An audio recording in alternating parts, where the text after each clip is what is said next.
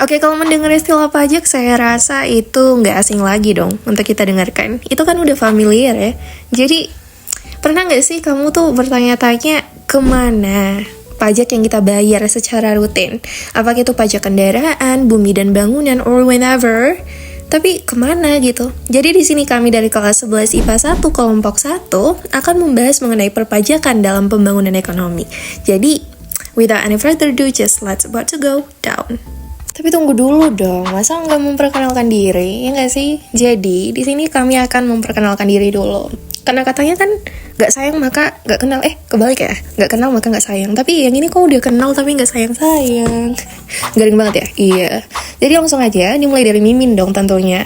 Kenalin, aku Angela Natalia, biasa dipanggil Angel, ini Instagram aku. Kemudian, ini temen gue, ya langsung aja skip. Terus, ini ada Evelyn, terus ada Juan, Felix, dan ya ada Stephanie. Dan yang terakhir ada Safety Laura. Kami harap kamu bisa enjoy di video kami kali ini. Oke, bye-bye. Saudara Menteri Keuangan Sri Mulyani memastikan ekonomi Indonesia stabil di tengah ketidakpastian ekonomi dunia. Hal ini tercermin dari neraca pembayaran akhir tahun 2024 tumbuh 15% atau sekitar 7,2 miliar rupiah dibandingkan dengan tahun 2023, saudara.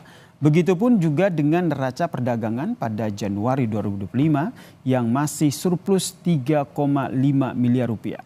Terkait kondisi dalam negeri, Sri Mulyani juga menjelaskan bila deflasi yang terjadi di awal tahun 2025 bukan karena daya beli masyarakat yang melemah. Deflasi terjadi akibat kebijakan pemerintah seperti diskon 50% tarif listrik, kemudian diskon tarif tol hingga diskon harga tiket untuk menyambut Lebaran.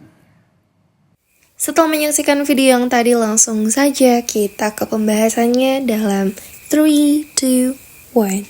Besar Bahasa Indonesia, pajak adalah iuran wajib yang dibayarkan oleh rakyat kepada pemerintah berdasarkan undang-undang yang digunakan untuk membiayai berbagai pengeluaran negara. Pajak bersifat memaksa dan tidak mendapat imbalan langsung, tetapi manfaatnya dapat dirasakan oleh masyarakat dalam bentuk pembangunan dan pelayanan publik. Pengertian pajak secara umum.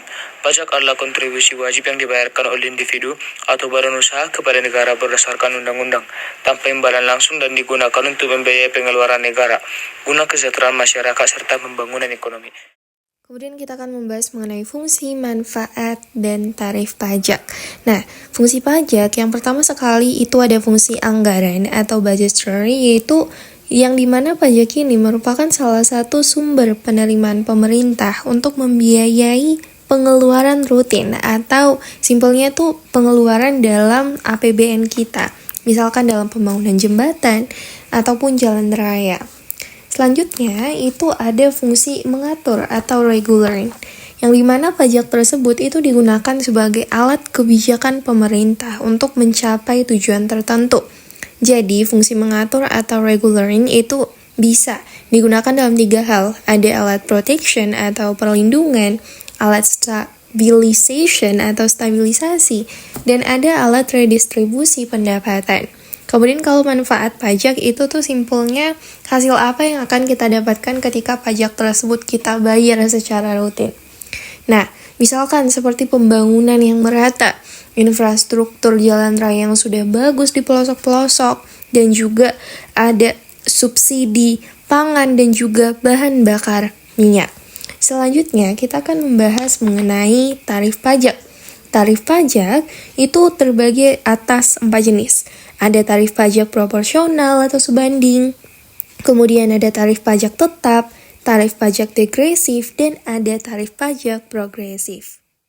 Halo teman-teman, jadi di sini kita akan membahas apa sih perbedaan dari pajak dan pungutan resmi lainnya.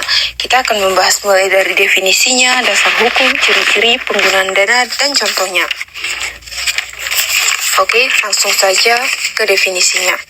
Pajak dapat didefinisikan sebagai kontribusi wajib yang wajib dibayar oleh masyarakat atau pungutan resmi dari pemerintah yang wajib dibayar oleh masyarakat untuk membiayai pengelolaan publik seperti pembangunan, infrastruktur, pelayanan sosial, dan lain-lain. Sedangkan pungutan resmi itu dapat didefinisikan sebagai berbagai jenis pembayaran yang dilakukan oleh individu atau badan kepada pemerintah untuk suatu lembaga negara untuk mendapatkan pelayanan atau fasilitas lainnya. Nah, yang kedua itu adalah dasar hukumnya. Jadi, pajak itu diatur oleh undang-undang dan memiliki hukum untuk dibayar. Sedangkan dasar hukum dari pungutan resmi lainnya itu diatur oleh peraturan perundang-undangan, namun lebih berkaitan dengan layanan tertentu. Jadi peraturannya ini tuh lebih berkaitan dengan layanan tertentu ya teman-teman, atau dengan layanan yang terkait. Yang ketiga itu adalah ciri-ciri. Jadi ciri-ciri dari pajak itu adalah tidak ada imbalan langsung. Apa sih itu imbalan tidak langsung? Jadi, imbalan tidak langsung adalah manfaat atau keuntungan yang diterima oleh seorang atau kelompok yang tidak diberikan secara langsung sebagai pembayaran atau kompensasi tunai. Jadi, maksudnya di sini adalah ketika kita membayar pajak kita itu, kita tidak langsung diberikan kompensasinya langsung ya teman-teman. Berikut ini adalah asas yang digunakan dalam sistem pemungutan pajak di Indonesia. Yang pertama adalah asas keadilan. Asas ini menekankan bahwa pemungutan pajak harus dilakukan secara adil dan tidak membebani masyarakat secara berlebihan. Keadilan dalam perpajakan bisa dijelaskan melalui dua konsep utama berikut ini. Yang pertama, keadilan horizontal. Wajib pajak dengan tingkat penghasilan yang sama harus membayar jumlah pajak yang sama juga. Yang kedua, keadilan vertikal. Wajib pajak dengan penghasilan lebih tinggi harus membayar pajak lebih besar dibandingkan yang berpenghasilan lebih rendah. Yang kedua adalah asas kepastian hukum. Dalam sistem perpajakan, aturan yang mengatur pemungutan pajak harus jelas dan tegas, sehingga wajib pajak dapat memahami hak dan kewajibannya. Hal ini mencakup berbagai aspek. Yang pertama, kepastian tarif dan jenis pajak yang dikenakan. Yang kedua, jadwal pembayaran pajak yang jelas sehingga wajib pajak dapat merencanakan keuangannya.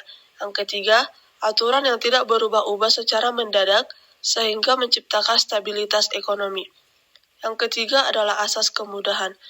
Pajak harus dipungut dengan cara yang paling mudah bagi wajib pajak, misalnya melalui sistem pembayaran yang sederhana dan dapat dilakukan secara online, atau bisa juga dengan cara edukasi dan sosialisasi tentang pajak agar masyarakat lebih memahami kewajibannya. Terima kasih. Di sini saya John Felix Litonga akan menjelaskan mengenai jenis-jenis pajak. Yang pertama, pajak menurut sifatnya. Pajak menurut sifatnya dibagi menjadi dua, yaitu pajak langsung dan pajak tidak langsung. Pajak langsung adalah pajak yang dipungut sekali setahun berdasarkan surat ketetapan pajak atau KOHIR dan tidak dapat dilimpahkan kepada orang lain. Contohnya pajak penghasilan, pajak bumi bangunan, dan pajak kendaraan bermotor. Pajak tidak langsung.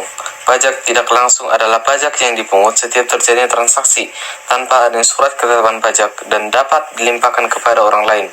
Contohnya pajak pertambahan nilai, bea balik nama, dan bea cukai. Yang kedua, pajak menurut instansi yang memungutnya. Pajak menurut instansi yang memungutnya dibagi menjadi dua, yaitu pajak pusat dan pajak daerah. Pajak pusat adalah pajak yang dipungut oleh pemerintah pusat atau Direktorat Jenderal Pajak yang pengelolaannya dilakukan oleh kantor pelayanan pajak. Misalnya, pajak penghasilan, pajak pertambahan nilai, pajak bumi bangunan, pajak penjualan atas barang mewah, dan bea materai. Pajak daerah. Pajak daerah adalah pajak yang dipungut pemerintah daerah, baik pemerintah provinsi maupun pemerintah kabupaten atau kota. Contohnya, pajak kendaraan bermotor, pajak reklame, pajak hotel dan restoran. Yang ketiga, pajak menurut subjeknya.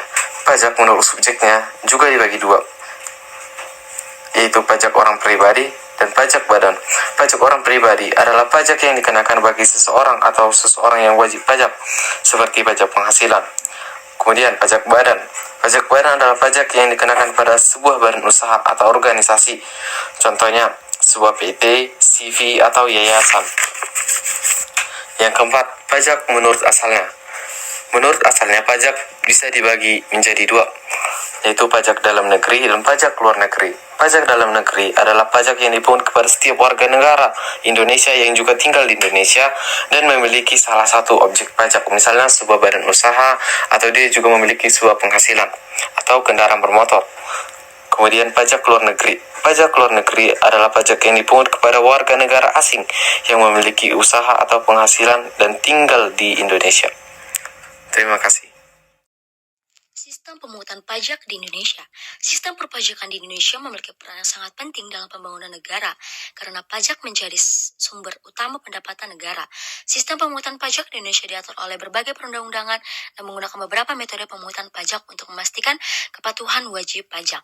Secara umum, sistem pemungutan pajak yaitu dibagi menjadi 3. Yang pertama, self-assessment system atau sistem penilaian sendiri. Sistem ini yang paling banyak digunakan dalam pemungutan pajak di Indonesia, terutama untuk pajak penghasilan dan pajak pertambahan nilai. Dalam sistem ini, wajib pajak diberi kepercayaan penuh untuk menghitung, membayar, dan melaporkan sendiri pajaknya kepada pemerintah. Ciri-ciri self-assessment system. Yang pertama, wajib pajak menghitung sendiri jumlah pajak terutang berdasarkan penghasilan yang diperoleh. Kedua, wajib pajak membayar pajaknya sendiri tanpa harus menunggu surat ketetapan dari pemerintah. Yang ketiga, wajib pajak melaporkan pajaknya secara periodik atau bulanan atau tahunan kepada Direktorat Jenderal Pajak atau DJP. Yang keempat, DJP hanya berperan sebagai pengawasan dan pemeriksaan untuk memastikan kepatuhan pajak. Jika ada ketidaksesuaian, DJP dapat melakukan pemeriksaan dan menerbitkan sanksi. Keunggulan self-assessment system. Yang pertama, memberikan keluasan bagi wajib pajak dalam mengelola kewajiban pajaknya. Yang kedua, mendorong kesadaran dan kepatuhan pajak secara mandiri. Yang ketiga, mengurangi beban administrasi pemerintah dalam pemungutan pajak. Kelemahan self-assessment system. Yang pertama, berpotensi menyebabkan penghindaran pajak karena wajib pajak dapat melaporkan pajak lebih rendah dari yang seharusnya. Yang kedua, membutuhkan sistem pengawasan yang kuat untuk mencegah kecurangan. Contoh pajak yang menggunakan sistem ini. Yang pertama, pajak penghasilan. Yang kedua, pajak penghasilan orang pribadi. Yang ketiga, pajak pertambahan nilai atau PPN. Yang kedua, official assessment system atau sistem penilaian resmi oleh pemerintah. Sistem ini memberikan wewenang kepada pemerintah atau Direktorat Jenderal Pajak untuk menentukan besarnya pajak yang harus dibayar oleh wajib pajak. Dengan kata lain, wajib pajak hanya menerima ketetapan pajak dan harus membayarnya sesuai dengan jumlah yang telah ditentukan oleh otoritas pajak. Ciri-ciri official assessment system. Yang pertama, besaran pajak ditentukan oleh DJP, bukan oleh wajib pajak. Yang kedua, wajib pajak harus membayar pajak setelah menerima surat ketetapan pajak dari DJP. Yang ketiga, diterapkan untuk pajak yang objeknya tetap dan dapat dihitung secara langsung oleh pemerintah. Keunggulan official assessment system. Yang pertama, mengurangi risiko penghindaran pajak karena perhitungan dilakukan oleh pemerintah. Yang kedua, memberikan kepastian hukum karena jumlah pajak sudah ditetapkan secara resmi. Kelemahan official assessment system. Yang pertama, membutuhkan banyak tenaga administrasi dari pemerintah untuk menentukan jumlah pajak setiap wajib pajak. Yang kedua, bisa terjadi ketidakpuasan dari wajib pajak jika merasa pajaknya dihitung terlalu tinggi. Contoh pajak yang menggunakan sistem ini. Yang pertama, pajak bumi dan bangunan atau PBB. Yang kedua, pajak kendaraan bermotor. Yang ketiga, withholding system atau sistem pemotongan pajak oleh pihak ketiga.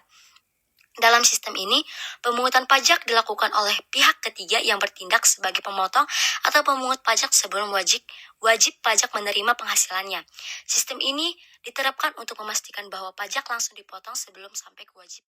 Nah, jadi setelah mendengarkan penjelasan yang telah dipaparkan oleh kelompok 1, di sini kami mempunyai satu pertanyaan dari video yang telah kita saksikan sebelumnya. Ini pertanyaannya. Bagaimana cara mengantisipasi agar APBN itu tetap stabil meskipun harus dilakukan subsidi listrik dan subsidi kegiatan lainnya kayak gitu. Nah, jadi setelah pembahasan kami menyimpulkan bahwa pajak itu sangatlah penting, yang dimana pajak yang telah dibayar oleh masyarakat akan kembali lagi kepada masyarakat melalui pembangunan dan peningkatan infrastruktur di negara kita. Seperti video yang tadi, ternyata kita jadi tahu dong, dengan pemerintah memberikan subsidi terhadap pangan, listrik, itu juga akan berpengaruh terhadap APBN kita yang dimana subsidi tadi kan berasal dari pajak. Jadi, kita harus bisa mengantisipasi defisit tersebut dengan selalu membayar pajak dan mengajak keluarga kita membayar pajak. Terima kasih.